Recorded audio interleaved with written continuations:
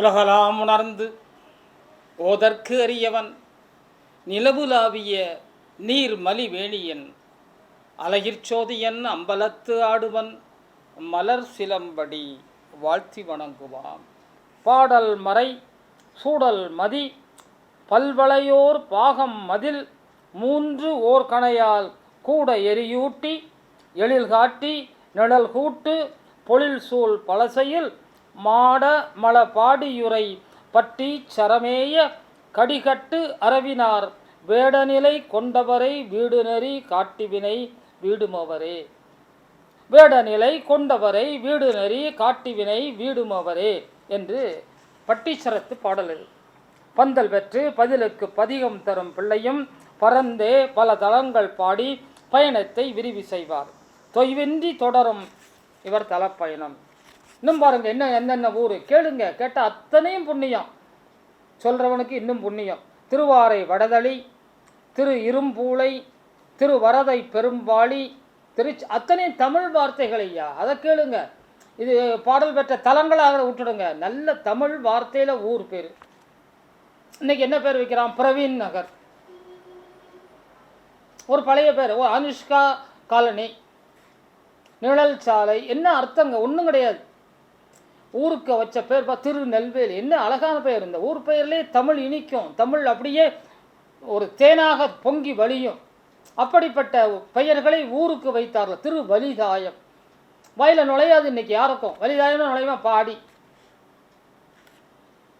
திருவரதை பெரும்பாளி, திருச்சேரை, திருக்குடவாயில், திருநரையூர், தென் திருப்பத்தூர், திருச்சிவபுரம், திருக்குடமுக்கு, திருக்குடந்தை கீழ்கோட்டம், திருக்குடந்தை காரோணம், திருநாகேச்சரம், திருக்குரங்காடுதுறை எனவாம் தலம் வணங்கி திருவாவடுதுறை அடையும் பிள்ளை பெருங்கூட்டம். தனிப்பயணம் செய் பிள்ளை காண, இந்த பிள்ளைய பிரிஞ்சு ரொம்ப நாள் ஆச்சு, அப்பாவுக்கு தேடுது பிள்ளைய. தனிப்பயணம் செய் பிள்ளை காண தந்தையாம் சிவவாத இருதயரம் ஆவடு துறை வருவார். அவருக்கு இன்னொரு காரணம் இருக்கு. பிள்ளையை மட்டும் தேடி வரல அவர் அன்றாடம் வேள்வி நடத்துபவர். வேள்விக்கு பணம் வேணும் அவருக்கு. வேள்வி நடத்துகிறவங்கெல்லாம் வேறு தொழிலெலாம் செய்ய மாட்டாங்க, வேள்வி தான் உங்களுக்கு தொழில். எப்படி பணம் கிடைக்கும்? ஆண்டவன் கொடுப்பான். ஆமாம், ஆண்டவன் கொடுத்துக்கிட்டே இருந்தால் எல்லாருக்கும். இது அன்றாட நடைமுறை. அந்தனர்கள் வேறு எங்கேயா போய் வேலை பார்க்காங்களோ என்ன? இது கிடையாது, கோயில் பூஜை தான். அதுலேயே காசு கிடைச்சிடும், வீடு கட்டி சந்தோஷமாக இருப்பாங்க. அர்ச்சகர்கள்லாம் பாருங்கள், சந்தோஷமாக இருப்பாங்க. மற்றவங்களாம் அவர்கிட்ட ஐயான்னு கேட்டு தட்டில் காசை போட்டு போவாங்க. இவரை தேடி உண்டியலில் போடுவாங்க, இவரை தேடி இவர் தட்டில் காசு போடுவாங்க. இறைவனை ஓதுவதால் இவர்களை தேடி திருமகள் வருவாள். அதுதான் செய்தி. எனவே நல்லது நினைத்தால் நல்லது நம்மை சேரும். நல்லதுன்னு என்ன? திருமகள் நம்மகிட்ட வருவா. அதனால் அப்பா சிவபாத இருதயரை அன்றாடம் முத்தி வளர்த்து வேள்வி செய்யும் அந்தனர். அவருக்கு அன்றாடம் பணம் வேணும். பிள்ளையும் பார்த்து ரொம்ப நாள் ஆச்சு, பிள்ளையும் பார்த்துட்டு அதுகிட்ட ஏதாவது பணம் கிடைச்சா வாங்கிட்டு போகலான்னு திருவாவடுதுறைக்கு வரார். திருவாவடுதுறையில் இவருடைய அடியர் கூட்டம், அங்கே கேம்ப் இருக்கும். தனிப்பயணம் செய் பிள்ளைகான தந்தையாம் சிவபாத இருதயரும் ஆவடு துறை வருவார். அன்றாட வேள்விதனில் அருந்தவம் புரியும் இவர் பொருளின்றி வருந்த நிலையறியும் நம்பிள்ளை தந்தை துயர் மாற்ற இறை வேண்டி பொருளுக்கு இறைஞ்சுவார். பதிகம் 1 பாங்காய் பிறக்கும். பொருள் வேண்டி திருவாவடுதுறையில் தங்கியிருக்கிற சிவப்பிள்ளை ஞானசம்பந்தனை பார்க்கறதுக்காக சிவபாத இருதயர் வரார். உங்களுக்கு ஒன்று சொல்லிக்கிறேன், பணம் வேணும்னா இந்த பதிகத்தை பாடுங்க. உங்களுக்கு நோய் தீரணும்னா இந்த பதிகத்தை பாடுங்க. இடரினம் தளரினம் அப்படின்னு ஆரம்பிக்கிற பதிகம் திருவாவடுதுறை பதிகம். நிச்சயமாக உண்மை. வாழ்க்கையில் இந்த பதிகத்தை படித்து கெட்டவனே கிடையாது. இந்த பதிகம் உங்களுக்கு பணம் தரும் பதிகம், பயன் தரும் பதிகம், வளம் தரும் பதிகம், நலம் தரும் பதிகம் என்று சொல்லி அந்த பாடலுக்குள்ளே போவோம். சிவபாதர் இருக்கிறாரு, அடியர் கூட்டம் இருக்குது. பலிபீடத்துக்கு பக்கத்தில் நிற்கிறாங்க. இறைவன் கோவிலுக்கு முன்னாடி போகிறதுக்கு முன்னாடி பலிபீடம். பலிபீடம்னா என்ன? ஆடு கோழி அறுக்கிறதுக்கா? அதெல்லாம் ஒன்றும் இல்லை. மும்மலங்களை அறுத்து பலி செய்து அதுக்கப்புறம் கோயில்களை போகணும். கொடிமரத்தை பார்த்து நமது எண்ணங்களை உயர்த்தி நமது மும்மலங்களாகிய ஆணவம், கண்மம், மாயை என்பவற்றை அங்கே பலி கொடுத்து அதற்கப்புறம் நந்தியை வணங்கி, நந்தி அங்கே உட்கார்ந்து அசை போட்டுக்கிட்டு இருக்கிறார். இறைவனது நாமத்தை அசை போட்டு கொண்டே இருக்கிறார். அப்படி நாமும் ஏன் இருக்க முடியலன்னு நினச்சி வருந்தி நாம் அந்த கோயிலுக்குள்ளே நுழைகிறோம். அப்போ தான் இறைவனை கண்ட பலன் நமக்கு கிடைக்கும். இங்கே பலிபீடத்துக்கு முன்னாடி நின்று பாடுறாங்க. இடரினும் தளரினும் எனதுரு நோய் தொடரினும் உன் கடல் தொழுது எழுவேன். கடல்தனில் அமுதொடு கலந்த நெஞ்சே. அதாவது பார்க்கடை கடையும் போது நஞ்சு வந்தது. அந்த நஞ்சை என்ன பண்ணார் இறைவன்? வெண்ணையென உருட்டி எடுத்து விழுங்கிட்டார். மிடரினில் அடக்கிய வேதியனே, மிடர்ன தொண்டை, மிடரினில் அடக்கிய வேதியனே இதுவோ எமை ஆளுமாறு ஈவது ஒன்று எமக்கு இல்லையேல் அதுவோ உன் என்னருள் ஆவடு துறை அரணே. பெருமானே, எங்களுக்கு கொடுக்கறதுக்கு உங்கள்கிட்ட ஒன்றுமே இல்லையா? ஈவது ஒன்று எங்களுக்கு கொடுக்கறதுக்கு உன்கிட்ட ஒன்றுமே இல்லையா? ஏன் இவ்வளவு பாடுறேன்னு, உன்னை பற்றி எவ்வளவு பேசுகிறேன், ஏன் என்னை இந்த நிலைமையில் வச்சிருக்கிற அப்படின்னு பெருமானை சத்தம் போட்டு கேட்குறாங்க. நீங்கள் கேளுங்க, அடியார்கள் கேளுங்கள், தரப்படும். இதுதாங்க, தட்டுங்கள் திறக்கப்படும், நிச்சயமாக கிடைக்கும். இதுவோ எமை ஆளுமாறு ஈவது ஒன்று உமக்கு இல்லையேல், அதாவது ஈவது ஒன்று எமக்கு, எங்களுக்கு கொடுக்கறதுக்கு இறைவா உங்கள்கிட்ட ஒன்றும் இல்லையா? ஈவது ஒன்று எமக்கு இல்லையேல் அதுவோ உனது இன்னருள், இதுவா உன்னுடைய இன்னருளா? இதுதான் உன்னுடைய அருளா? ஆவடு தன் துறை அரணே அப்படின்னு அடித்து கேட்குறாரு. நீங்களும் கேட்கலாம், நிச்சயமாக கேளுங்கள், நிச்சயமாக தரப்படும். இறைவன் அசரீரி தருகிறான். பதிகம் கேட்ட பாசமுள்ள ஆண்டவனும் தருவார் அசரீரி. அசரீரிங்கிற வார்த்தை எப்படி வந்ததுன்னு சொல்லிடுறேன் இந்த நேரத்தில். சரீரம்னா உடம்பு, உடம்போடு வந்து வாயை திறந்து பேசினா அது குரல் சரீரி. உடம்பே இல்லாமல் வெறும் குரல் மட்டும் கேட்டால் அசரீரி, எதிர்ப்பதம். சரீரம் இல்லாத குரல் வருகிறது, சரீரம் அசரீரி. அன்பே, நான் குரலை மாற்றி பேசணும், ஏன்னா இறைவன் பேசுகிறான் இப்போ. அன்பே அறிவே அழகுரை பிள்ளாய், அன்பே அறிவே அழகுரை பிள்ளாய். இறைவன் ஞானசம்பந்தனை கேட்குறான். அன்பே, அன்பு செய்கிறவன். அறிவே, அறிவான பிள்ளை. அழகு உரை பிள்ளாய், அழகான பிள்ளை. மன்பதையில் பொருளும் தேவையே, மன்பதைனா உலகம், மன்பதையில் பொருளும் தேவையே தருவேன். பொன்னுரை உலவா பொற்களி தந்தேன், பொன்னுரை உலவா பொற்களி தந்தேன். உலவா பொற்களினா எடுக்க எடுக்க குறையாத ஒரு துணி முடிச்சு. அந்த காலம் மாதிரி சூட்கேஸ்லாம் இப்போ கிடையாது. எதுவாக இருந்தாலும் ஒரு துணியில் சுற்றி எடுத்துகிட்டு போவோம். கிளின்னு பேர், இது பொற்கிளி. உள்ளே பூரா தங்க காசாக இருக்கும்.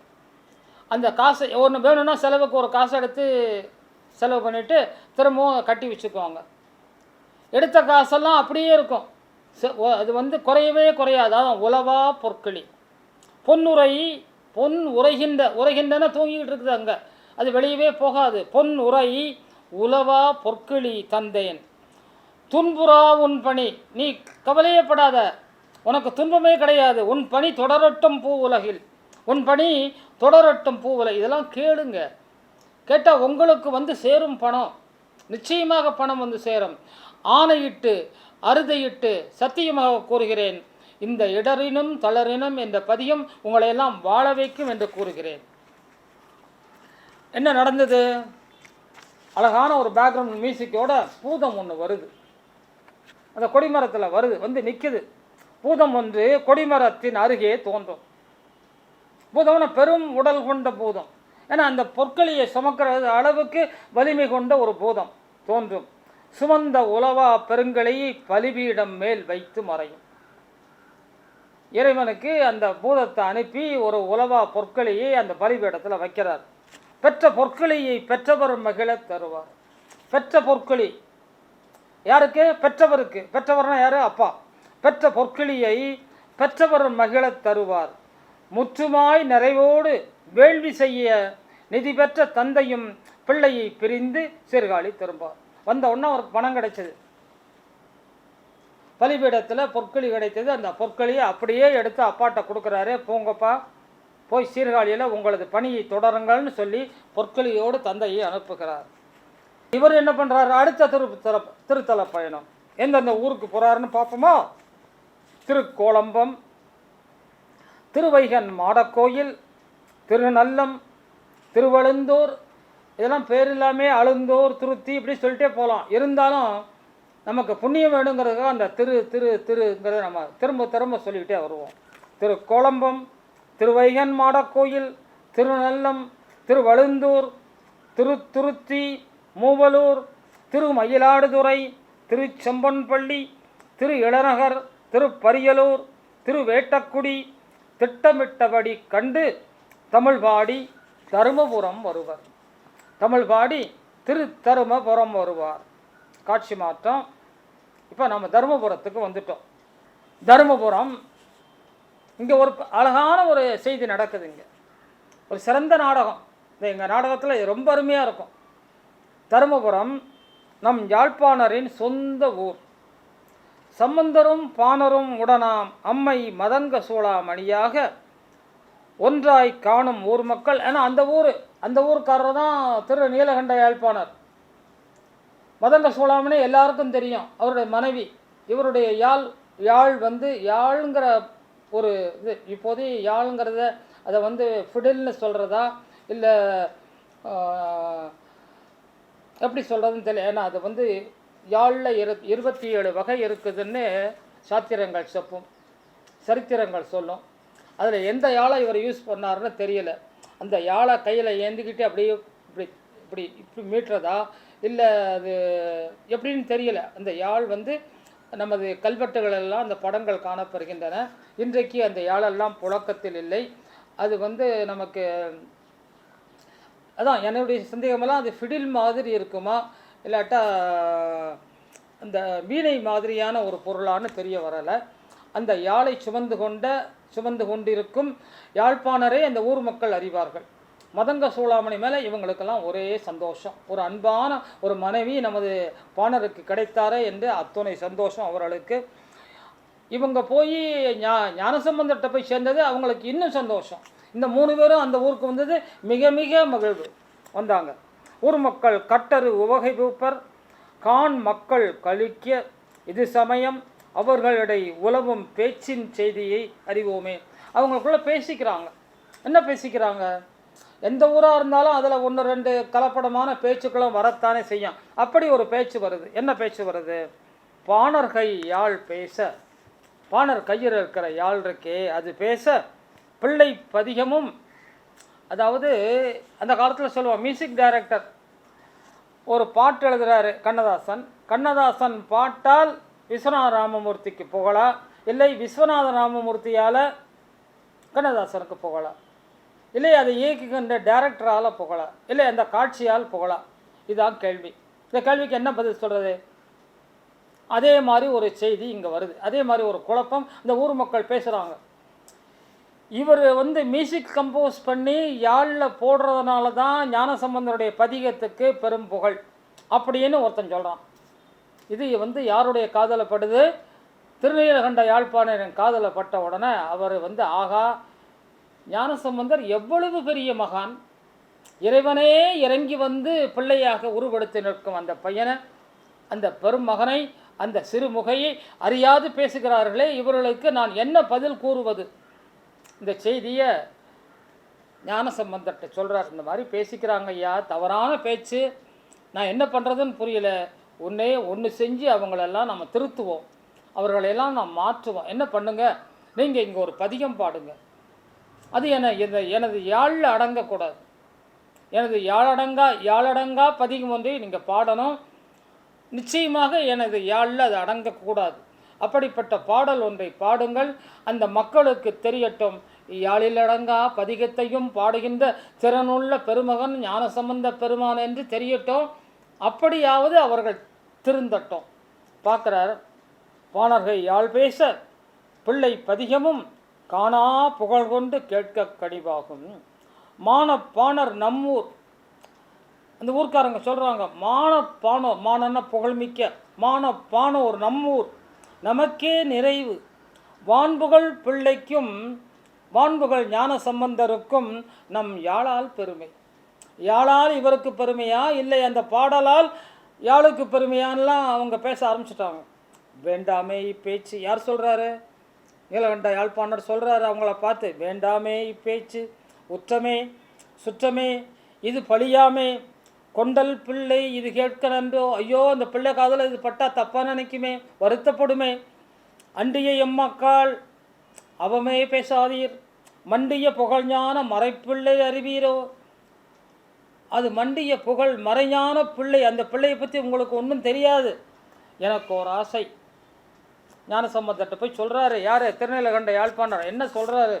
எனக்கு ஒரு ஆசை, நும் வாய் பதிகம் ஒன்று, என் வம்பு யாழ் அடங்காதே, வாய்மொழியும் பாழும் ஊரார் வாயடைக்க இது வழியே. ஒரு பாட்டு பாடுங்க, ஒரு பதிகம் பாடுங்க, அது யாழில் அடங்கக்கூடாது. பாழும் ஊராருடைய வாயை அடைக்கிறதுக்கு இது ஒன்று தான் வழி. நாளும் இச்செய்தி வரலாறாய் அமையட்டும், இது வரலாறாகவும் மாறட்டும். இப்படியான ஒரு செய்திகள், ஒரு நல்ல ஒரு செய்தி நடந்துக்கிட்டே இருந்தேன்னா அதை கெடுக்கிறதுக்கு 4 பேர் நடுவில் வருமா? அப்படி வரக்கூடாதுங்கிற ஒரு நியதி, ஒரு நீதி, ஒரு தர்மம் இந்த நாட்டில் வரணும்னா இந்த நிகழ்ச்சி நடக்கணும். இந்த நிகழ்ச்சி ஒரு நாளை வருகின்ற சமுதாயத்திற்கு ஒரு வரலாறாக இருக்கட்டும், ஒரு நீதியை புகட்டட்டும். ஐயா, ஒரு பதிகம் என் யாழில் அடங்காதவாறு பாடுங்கங்கிறாரு. நாளுமை செய்தி வரலாறாய் அமையட்டும், மூலும் என் மனத்துயர் மாற்றிடும் ஐயனே அப்படின்னு ஞானசம்பந்தரை கெஞ்சி கேட்டுக்கிறாரு. ஞானசம்பந்தரும் சிரித்து கொண்டே பெருக்கத்தம்புலியூரில் ஒரு பதிகத்தை அருளுகிறார். ரொம்ப அருமையான பதிகம், ரொம்ப அருமையான பாடல் அது. அந்த பாடலுடைய முதல் பாட்டை மட்டும் நான் சொல்லிவிட்டு நம்ம அடுத்தாக்கில் போவோம். மாதர், இதெல்லாம் பாட்டாக கேட்கணும். என்னுடைய நாடகத்தில் இது அருமையான காட்சி. இந்த 9 பாடலையும் அதில் நான் கொண்டு வருவோம்.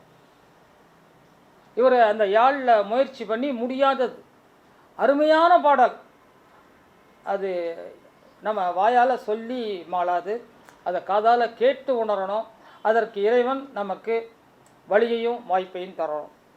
மாதர் மடப்பிடியும் மட வண்ணமும், மாதர் மடப்பிடி, பிடினா பெண் யானை, மட வண்ணமும், அன்னம்னா வெள்ளை வளையர்னு இன்னைக்கு இல்லாத ஒரு பட்சி அன்னைக்கு இருந்து, மட வண்ணமும் அன்னதோர் நடையுடையும், இப்படிப்பட்ட நடையும் உடையும் உடைய மலைமகள் துணை. மலைமகள் யார்? பார்வதி. பார்வதிக்கு அந்த பேர் வந்ததே என்ன காரணம்னா பர்வதத்தில் குடியிருப்பதனால பார்வதி. பர்வதம்னா மலை, மலைப்பதால் அதற்கு பெயர் மலை. எவ்வளோ செய்தி சொல்லிகிட்டே இருக்கலாம்.